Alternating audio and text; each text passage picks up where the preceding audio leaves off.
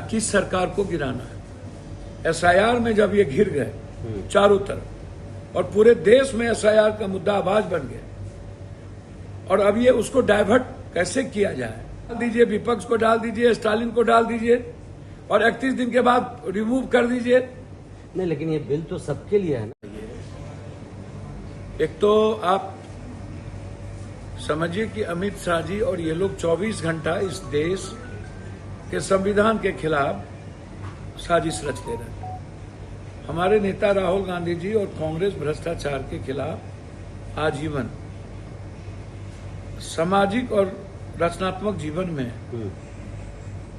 राहुल गांधी जी पहले ही, याद कीजिए, लालू यादव जी के समय में बिल को फाड़ा, तब इन लोगों ने कहा था कि मनमोहन सिंह का अपमान हो गया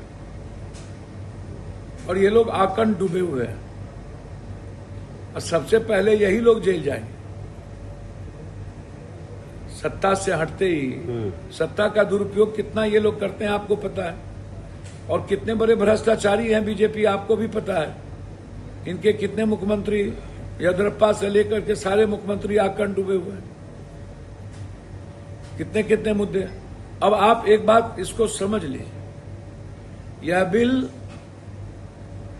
किनको छोड़ना है या किस सरकार को गिराना है। एसआईआर में जब ये घिर गए चारों तरफ और पूरे देश में एसआईआर का मुद्दा आवाज बन गया और अब ये उसको डाइवर्ट कैसे किया जाए, कैसे मुद्दा को हटाया जाए, इसके लिए यूनियन टेरिटरी बिल बिना सर्वदलीय बैठक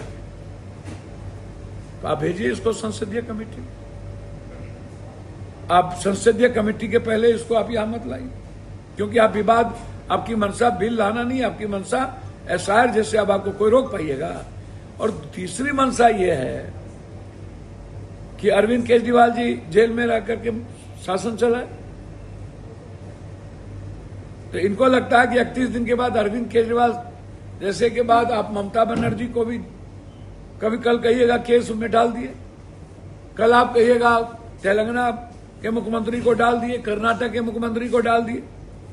तो एक तेलंगाना के मुख्यमंत्री, कर्नाटक, ममता दीदी को आप डाल दीजिए, विपक्ष को डाल दीजिए, स्टालिन को डाल दीजिए और 31 दिन के बाद रिमूव कर दीजिए। नहीं, लेकिन ये बिल तो सबके लिए है ना भैया, मुझको तो समझ में नहीं आता, जेल आप भेज दिए ना। आपको तो अरविंद केजरीवाल या किसी को, आपकी सरकार है, आप किसी को कल फंसा दे और फंसा करके आप कह रहे 31 दिन, जब हमारे पास प्रावधान है कि 5 साल से 3 साल से ज्यादा सजा यदि किसी को होती है तो उन 72 घंटे के अंदर नैतिकता के आधार पर भी और कानूनता भी खत्म हो जाना है।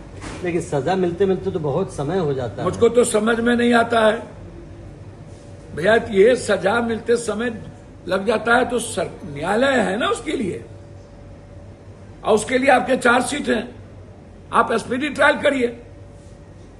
आप छोड़ दीजिए, पहले आप भ्रष्टाचार के मामले को आप सीरियस लीजिए और स्पीडी ट्रायल करिए। तो आपको शंका है लेकिन कि ये जो बिल है विपक्षी नेताओं को फंसाया जाएगा। बिल्कुल नया कानून बनाने का जो इनकी मंशा है, ये फिर से पिछले दरवाजे से बीजेपी को सत्ता में लाना और अस्थिर करना इनकी मंशा है, जिसका विपक्ष एकजुट होकर मजबूती के साथ,